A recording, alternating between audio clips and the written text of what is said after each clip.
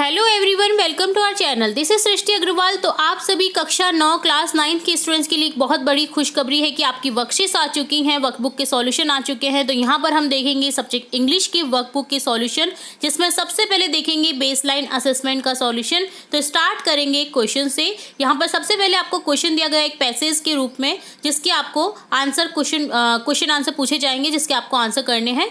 तो यहाँ पर पैसेज को रीड करेंगे, देन हम समझेंगे इसके question answer. In a village a shopkeeper sold his fruit a very high price which brought him a lot of profit। एक गांव में एक जो दुकानदार था वो बहुत ही ज़्यादा ऊंची कीमतों पर अपने फलों को बेचता था, जिससे उसको खूब सारा लाभ होता था। But he was not happy with it because he wanted to earn more profit. वो इससे खुश नहीं था, वो और ज़्यादा लाभ कमाना चाहता था।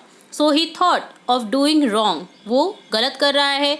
Whenever any customer come to buy fruit from him, जब कोई कस्टमर आता था उससे फ्रूट लेने के लिए, he cleverly reduced the weight by 150 gram from each। वो बहुत ही चतुराई से 150 ग्राम हर फ्रूट में से कम दे देता था। Now he was earning more money, वो बहुत ज़्यादा कमा रहा था इसलिए। One day his friend come to buy some fruits, एक दिन उसका मित्र आता है कुछ फ्रूट्स लेने के लिए from him, उससे, and he did the same with him। उसने उसके साथ भी वैसा ही किया। When his friend got suspicious, the shopkeeper told him that it was his illusion। His friend went to another shop। तो वो जब पकड़ा ही जाता है ना, तो उसे वो मना कर देता है और उससे नहीं लेता है। His friend went to another shop। तो उसको जो है उसके फ्रेंड को ना उसके ऊपर शक हो जाता है, तो वो अनादर शॉप पे जाता है, check the weight of those fruit, और उन फ्रूट्स को वेट कराता है। He found that the weight of fruit was reduce by 150 gram. वो जो फ्रूट्स थे वो 150 ग्राम कम थे। He came back to his friend shop, वो अपने मित्र की दुकान पर आता है, and scolded him for his dishonestly in front of other customer, और वो उसकी बेईमानी के लिए उसको स्कॉल्ड करता है, यानी चिल्लाता है उस पर। विच लेफ्ट हिम डीपली एम्बेरस, सबके सामने चिल्लाता है ना जो कस्टमर आते हैं, तो वो उसको क्या होता है, एम्बेरस्ड फील होता है, शर्म आ जाती है। Now the other customer who were standing on his shop also left without taking fruit. तो उससे बिना कुछ फ्रूट लिए जो अदर कस्टमर होते हैं ना, ये सब सुन करके वो वहाँ से चले जाते हैं। नाउ द अदर कस्टमर, ठीक है, फ्रॉम हिम, ठीक है, उससे चले जाते हैं। The story teaches us that we should always be honest about our work. ये स्टोरी हमें शिक्षा देती है कि हमें हमारे काम के प्रति हमेशा ईमानदारी बरतनी चाहिए, चाहे वो कोई सा भी काम हो, उसमें बेईमानी नहीं करनी चाहिए। अब देखेंगे question answer. Where did the shopkeeper live, कहाँ पर रहता था शॉपकीपर, विलेज में। सी ऑप्शन को करेक्ट कर देना है। Why did he think of doing wrong, वो क्या सोचता है कि वो क्या कर रहा है गलत, वो करता है टू अर्न मोर प्रॉफिट। तो ऑप्शन सी को करेक्ट कर देंगे। Who went the other shop, कौन जाता है अदर शॉप पे, उसका फ्रेंड। ऑप्शन बी को करेक्ट कर देना है।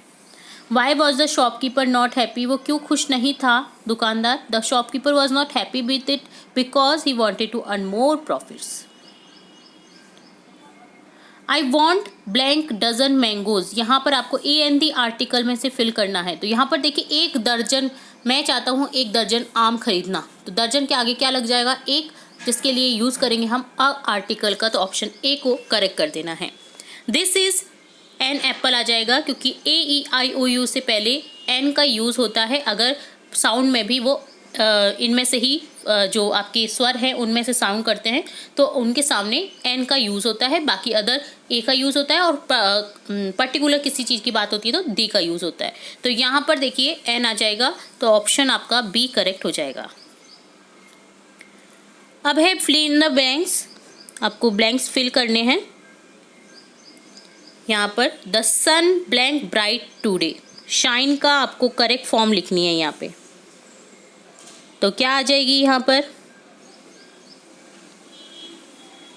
The sun is shining bright today, आज सन जो है, जो सूर्य है, वो बहुत अच्छा चमक रहा है, बहुत उजाला दे रहा है ना।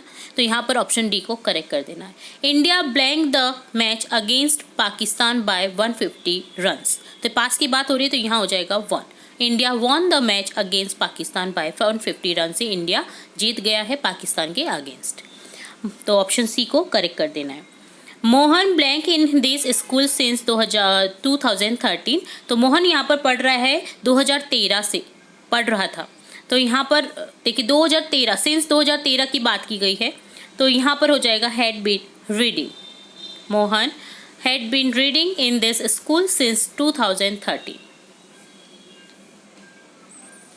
नेक्स्ट है Rekha blank cutting wheat for 2 weeks. तो यहाँ क्या आ जाएगा,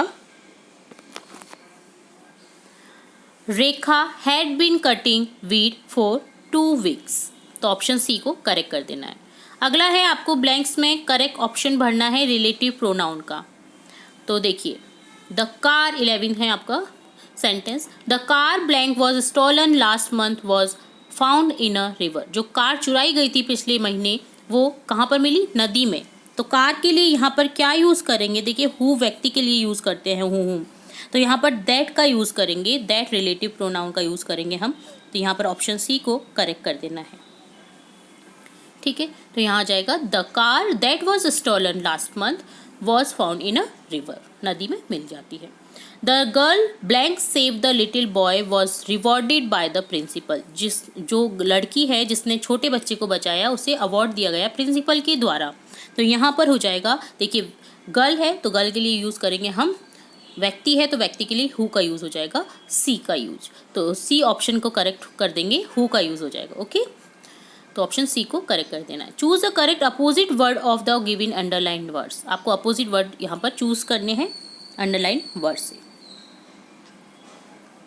तो यहाँ पर क्या हो जाएगा, 13 है today is a very cloudy day. जो बादल आ जाते हैं ना आकाश में, तो वो क्या होता है, day cloudy day. Tomorrow it will be a blank day. तो कल क्या होगा, rainy day, cold day, sorry तो कल क्या हो जाएगा, सनी डे। ठीक है, क्योंकि क्लाउडी डे होगा तो क्या हो जाएगा, कल सनी डे हो जाएगा। ठीक है, आज बादल छाए हुए हैं बट कल धूप निकलेगी। ठीक है, तो इस तरह से कहा गया है। तो ऑप्शन डी को करेक्ट कर देंगे। Tomorrow it will be a, tomorrow कल जो है वो हो सकता है sunny day. It is hot in summer, it is cold in winter. Hot का गर्म का हो जाएगा ठंडा। तो ऑप्शन बी को करेक्ट कर देंगे। गर्मी में गर्म लगता है और ठंड में जो सर्दी के मौसम में ठंड लगती है। तो ऑप्शन बी को करेक्ट कर देना है। अगला है